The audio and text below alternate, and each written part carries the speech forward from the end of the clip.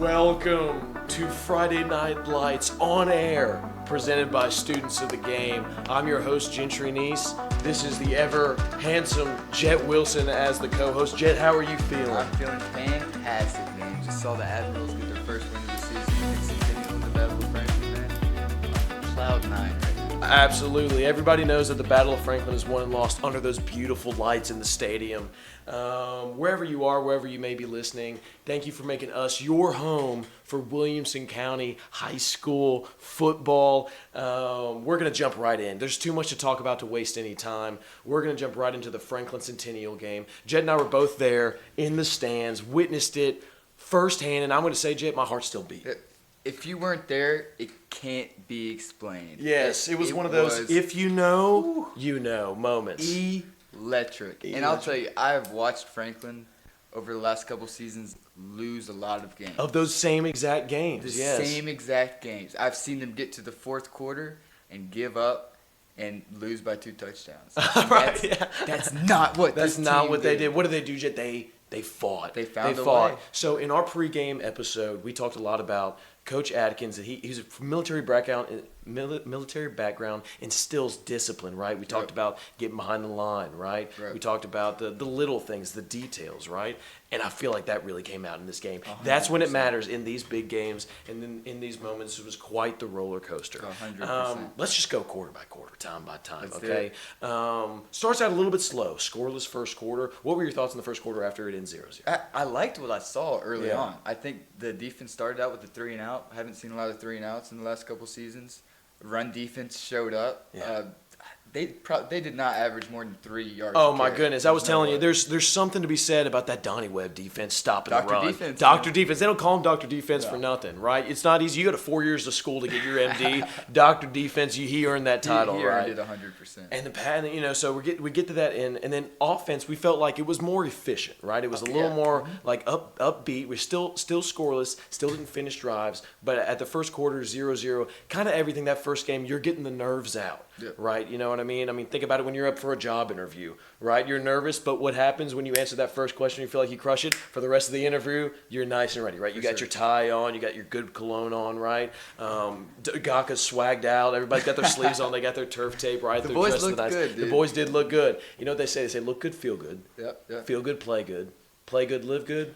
Live good, die good. That's what they say. So, side note, did you know they don't have maroon jerseys this year? They don't have maroon jerseys. So the Franklin traditional people out there who steeped in traditions aren't going to love about the no maroon jerseys. No maroon jerseys. They gave the maroon jerseys to the seniors last year in the shadow box, which is normal practice. Wow. But with the coaching turnover, that wasn't communicated to the new coaches until late in the offseason. And Williamson County switching to Nike next year. So Williamson County was like, you're not getting new jerseys, just no maroons. Oh my goodness, I didn't know we had the inside baseball. This is breaking news to me. Oh, okay. So, you think you came to listen in for sports and you're getting a history lesson on Franklin and their jerseys? It's good. Who are you talking to? Who are you working for? I'm glad the Grays look good. Yeah, we're gonna see a lot of them this season. I know, I love it. Okay, let's get to the first score. Let's do it. Right. Okay. Brewer Wilson, quarterback extraordinaire, right? Love the play call. It's kind of you don't really see this. The way the first touchdown was a deep ball from Brewer Wilson, the quarterback, to Lucas Young. It was kind of the way at least I kind of saw it. We haven't broken down the film or anything, but on the field, the way it looked like is you kind of had that half rolling. In the first quarter, what they were doing is they were rolling out Brewer a lot on kind of a flood concept, right? One receiver's taking it deep. Number 2 receivers, he's going like a 10-yard out, and then you've got the tight end, big old Jack Flynn in the flats, and he was hitting those flats on the rollout. And so it kind of worked incrementally 4 or 5 yards, right?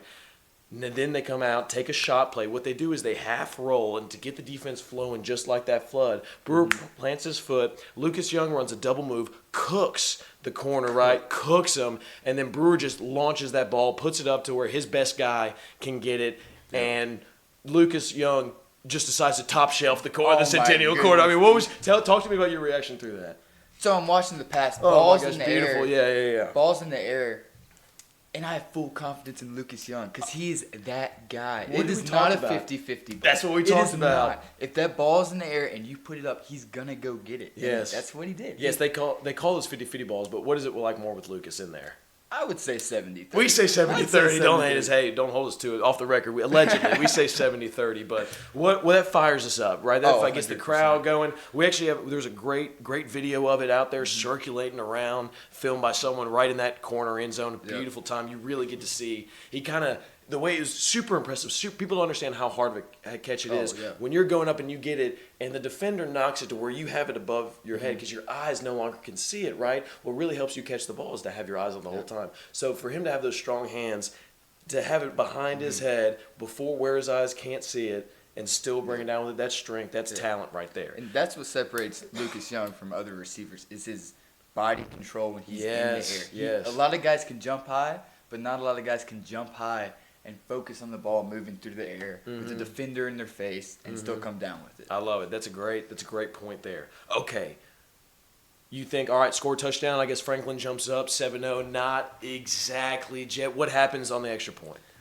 I didn't get a great look at the extra point. I was excited. I was still celebrating the touchdown. Yeah. They tried to do some kind of trick play. It looked like there was one of those things where, and this happens a lot, you'll see where they'll kind of line up in kind of an interesting formation to see how the defensive lines up. And then it's not always necessarily, and again, we're not the coaches, so we don't know exactly what happened. But from what we know about from our experience playing, it's not always a called trick play. Sometimes it's a read by the quarterback in this sense, and he can kind of decide, hey, let's bring in everybody in our normal kicking formation and kick that extra point. Or if he likes what he sees, he thinks he can get extra points, he has the ability to snap that ball, and I think that's what happened. So Gaka snaps the ball, honestly gives a good toss, right? Kind of another 50-50 situation. We end up not getting that, so 6-0, and it was kind of one of those, to my point, my first note here is roller coaster, right? We have this big play where Lucas head tops a guy, and then we're still at 6-0 because we don't get the extra point. And so that kind of goes to the roller coaster, okay? Then Centennial gets a shot play coming down next drive. Talk to me about this. I believe it was the next drive from if my memory serves me correctly. And off the record, this is allegedly. It was very soon after. I think it was the next drive too. It was just busted coverage. Guy was running naked down the scheme on the post. Quarterback made a great pass. Receiver caught it. It was a touchdown. And that's going to happen in first games, right? That's going to happen. Getting the nerves out, right? We have all the faith in Donnie. He's a friend of the program, right? Come on now, he's a friend of the program. What Donnie did, Coach Webb, Dr. Defense. Yeah. With this defense, from what I've seen the past 2 seasons, was incredible. They have not been able to stop the run for 2 years, and it has lost them so many games. And not only were they stopping the run, Jett, I feel like they were getting in the backfield, those tackles for losses. When you're an offensive coordinator, let's take the Centennial offensive coordinator in this example, your number one thing is like on your play sheet, you don't have calls for 3rd and 15, right? And the way you get to 3rd and 15 is either Centennial has to mess up, but that's in their control, or Franklin gets in the backfield, right? And that's exactly what happened. There, as an offensive play caller, you're just looking to stay ahead of the chains and stay on schedule. But if you can disrupt it, you get that control, and then they don't have anything in their play sheet, and now all of a sudden they're backed up, and they kind of have maybe one play. You know what I mean? They're throwing to that number one. Great talent. Remind me his name. Kanai Johnson. Kanai Johnson. You might want to remember that name. He was all over the field tonight. Kanai Johnson is a stud, and I'm glad we don't have to play him again. I'm glad we got it out of the way because that guy can ball. Wanted to shout out Aiden Elmore, too. He was in the backfield. He was. Okay, night, there you go. He was disrupting. He was disrupting. Come on now. Aiden Elmore. We'll have to come up with a nickname for him down the road. He deserves a nickname. He deserves a nickname. If you're getting tackles for losses, you deserve a nickname. 100%. We'll come up with a nickname. Aiden, be looking out for that. Okay, so they then kick the extra point. They jump up 7-6. Okay. Then, exchange a couple drives and everything. I feel like Franklin was run a lot of these kind of jet sweeps and screens. Yeah. I think Coach Atkins must have seen something on the edge there in film that feels like they can get out on the edge, because I felt like I was seeing a lot of those screens. I felt like he was like, and I don't blame him. He's got the best weapons in the county, and so I understand the mindset of getting him in the hands, right? Getting him in the hands. Another thing too, for the listeners out there, this is the first game of the season, so a huge part of coaching in football is film study. And these coaches, Coach Atkins, he's never played Centennial. He doesn't know how to attack their schemes. He didn't have any film to watch. So that's something that's going to improve. Schematically, being able to attack the defense, that will improve as the season goes on. The first game of the season, I'd say Centennial had the same problem. Same thing. There was a stalemate between the first quarter and the fourth quarter where neither offense could really get anything going. Mm-hmm. And I think that's just a first game kind of thing where, the defense has the upper hand. It is, and that's when you see. I mean, it's a chess match, right? And so when you don't really know your opponent, you're just kind of feeling it out, right? You've got to kind of get a feel for the board, to your point. And everybody knows that all we've seen is scrimmages so far, and we can attest to this. If we were coaches, we're not gonna show our whole playbook in the scrimmages, right? Because we know that that's the film they're gonna watch. And so Centennial probably has the same way. Maybe we called 5% of our playbook in the scrimmages. Centennial's probably called 5% of theirs. That's 95% that they haven't seen. And that happens in the NFL. I mean, that happens in the NFL preseason, right? I mean, preseason, they're not gonna show anything. They're running what they call it, vanilla offense and vanilla defense. And so, to your point, there's a little bit of an exchange. Then, due to some penalties, right, roughing the passer, got them in there, and then we backed them up. We stalled them to a 4th and 10. Jett, then what happens on the 4th and 10? Kenai Johnson, man. Right, we told you to remember the name. We do a lot of foreshadowing around here on students of the game. This is a foreshadowing type of program, so continue. He's a great player. Centennial decided to take a risk on 4th and 10. I think it was about from the 30. Yeah, so I would say around there. Going into Franklin's end zone, they put their best player out there and said, we're going to throw him the ball. And it was a great pass, great catch, fingertips, man. Over the shoulder, fingertip catches. Not a lot of guys can make that catch. That's just hats off to a good player making a good play. Nick Saban tells a story one time where he was playing quarterback in high school, and it comes to like the last play of the game. It's almost like a Hail Mary situation, but back then they didn't really run spread everything. It was a lot of wing tee, and so they needed a big play. And he walked up to the coach, and the coach said, "All right, Nicky, what do you want to do here?" And Nicky looked at his team and looked at his offense personnel around him, and he said he looks down the line and he gets to his all-state wide receiver. And so what he does is he calls a play action double move to the all-state wide receiver, and he rolls out, throws a good ball. The all-state receiver burns his guy, goes up, makes a play, scores a touchdown. They win the game, right? And he said to the reporter, he looks at him and goes, "That was my first coaching lesson, and in big moments you rely on players, not plays." Right. And so that's exactly what happened on this 4th and 10. They went to their best player. No surprises there. Okay. Then the game.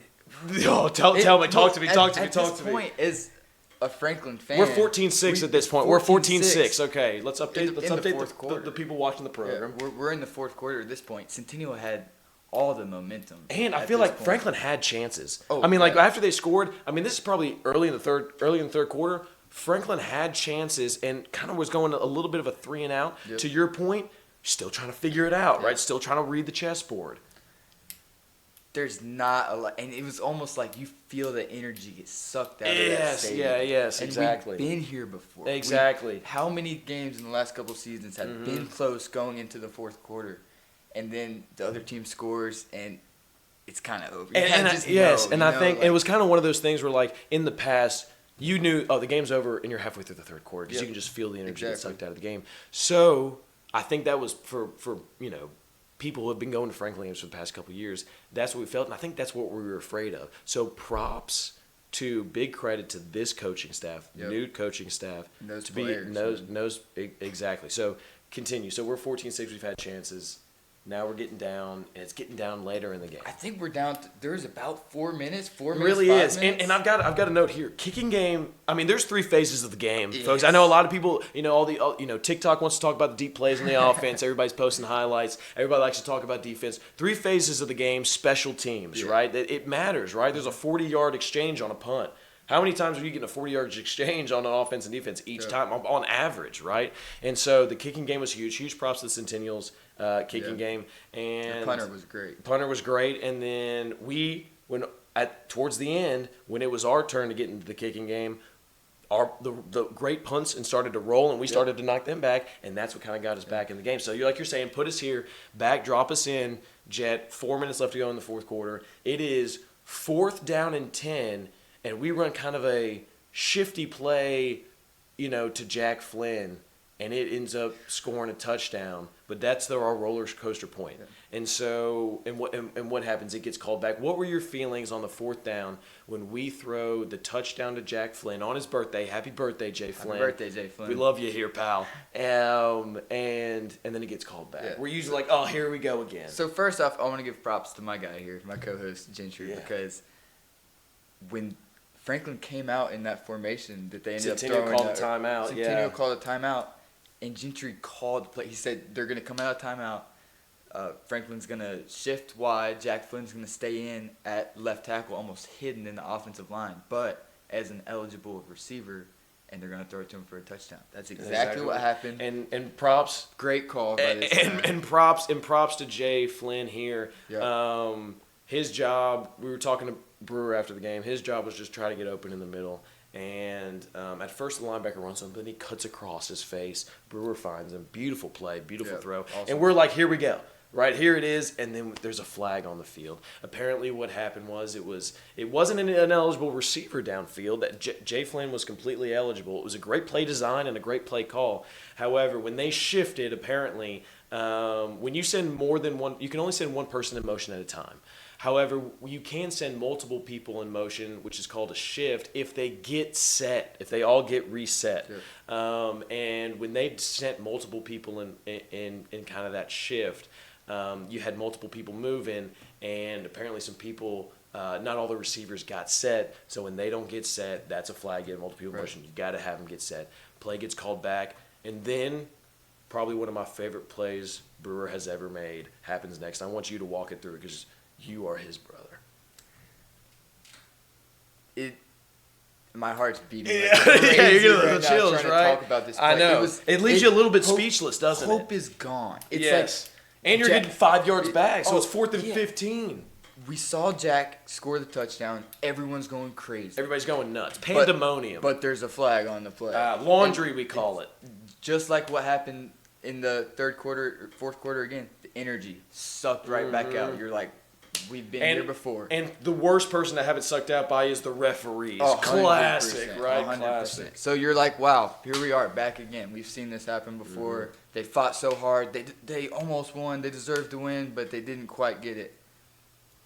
But they made it happen, man. Burke gets the snap, rolls left. Great protection. Great protection. He had time. Yeah. They best blocking of the night on that play. They really were trying on that. They were like, all right, the trenches. You got to know those trenches. This goes back to what we were talking about. These guys were fighting. They were fighting. Could have given up.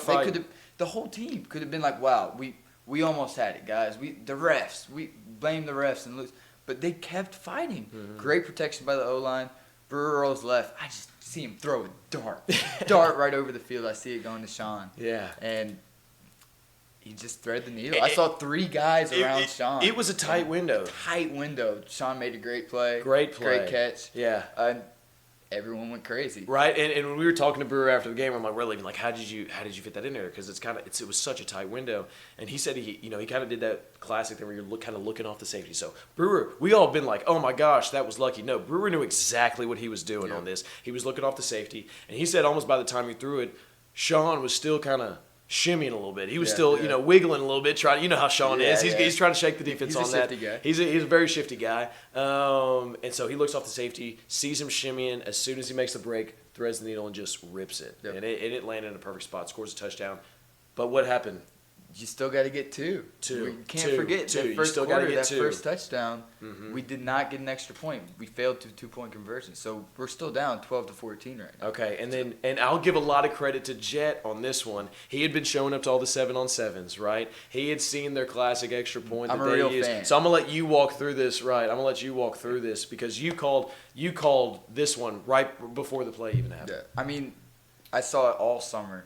They have this play where Sean is usually playing running back, but they split him out 5 wide, no running back, and Sean's in the slot on the left side. Okay, I'm envisioning it. He runs.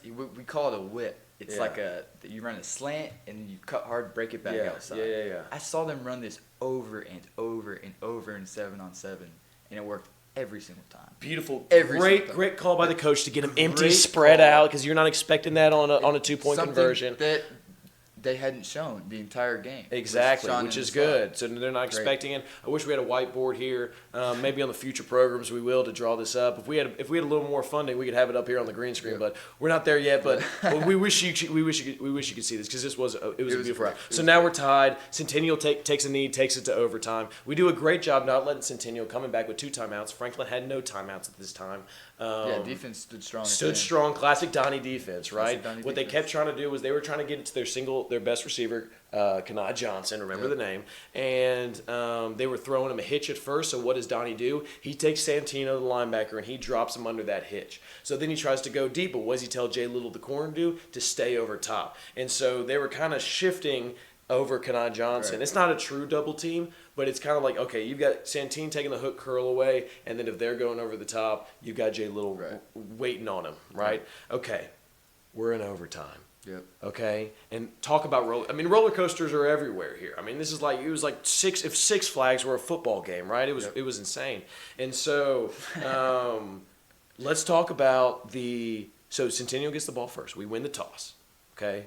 Baby, let's win the toss. Yep. Good call by 15. Elect to defer. Good call by 15. Good call by 1-5. Win the toss. Take defense first. They come out in the Wildcat. Jett, what did we talk about in the preview game? And props to Centennial too. They didn't show it all game. Mm-hmm. They didn't show it all game, and it comes to overtime and they pull out Wildcat. And I think they ripped off a 5-yard. They ripped off a 5-yard. We got a little, but then. Kanai Johnson, to their boy Kanai Johnson, what happens to him? He starts cramping. He starts cramping. Got to get the salts, got to get the mustard, got to get the bananas. Come on, you got to get the fluids, got to stay hydrated out there. It was a problem on both sides. It was. There was multiple people cramping. It's going to happen in the first game. It's hottest. Part of it. I've cramped. It's part of it. Centennial's warming up. They didn't no shoulder pads to try to avoid this. They didn't warm up in shoulder pads. So soft. So. Allegedly, some might say. Allegedly. And so Kanai Johnson goes out, and their backup Wildcat person goes in. They stay in the Wildcat, though. Yep. But him not being used to it, the snap goes over his head. He runs back to get it. We surround him. It's a 15-yard loss. But, hey, remember, we're at Six Flags of a game. This is a roller coaster. Jett, what happens after the 15-yard loss? There's a little mustard on the lettuce. No, there's not a mustard on the lettuce. So did you just come up with that? No. Oh, yeah, I wish I could say yes. Yeah, it's all right. We got a lot of talent here. Big talent. We can afford big talent around here in Franklin. Okay, so tell us about the And flag. He did. I mean, Franklin's defense swarmed him. He ended up recovering the ball. Probably had 6 guys on him, and someone just trying to make a play, trying to get the ball. They just grazed his face mask. It's a face mask. Thing. I know. It's hard. It's hard when you're in the moment. You're trying to make a play. Yeah, it's not an intentional thing. It's an accident. Yeah, and nowadays they're just super careful with that. So that was demoralizing. It was the right call. It's just like, roller coaster, right? Roller coaster. So that's half the distance to the goal from the spot, not from the actual. It's not a spot foul. It's from the spot. They put Kanai Johnson back in, and then he almost fumbles the snap, but he's an athlete, right? So he picks it up, walks right into the end zone. Yep. They kick the field goal. Here we are. Here's the moment everybody's been waiting for, right? They're cornered, right? Their back's against the wall. But what do? What's that first note you have on your piece of paper there, Jett? It says fight. It says fight. What background does Coach Atkins have? He's an Army guy. Army guy. Fight, right? Yep. No better people I'd have in the foxhole than these Franklin boys right here. They start out at the 10, and we go Wildcat. Now, in past, we run it once the other game, but when we were going Wild, we did Wildcat a good amount this game. We were in Wildcat. Yep. And when we were in Wildcat most of the game, there was 2 Wildcat quarterbacks. One was Thompson King, and he was actually probably the majority Wildcat. I would say we ran Thompson King a good amount. Mm-hmm. And really, anytime we kind of crossed the 50 and we're getting into that kind of red zone territory, which is that 20 yards and in, Coach Atkins was ready to put Thompson in at Wildcat. He was. And so he was not afraid to do that.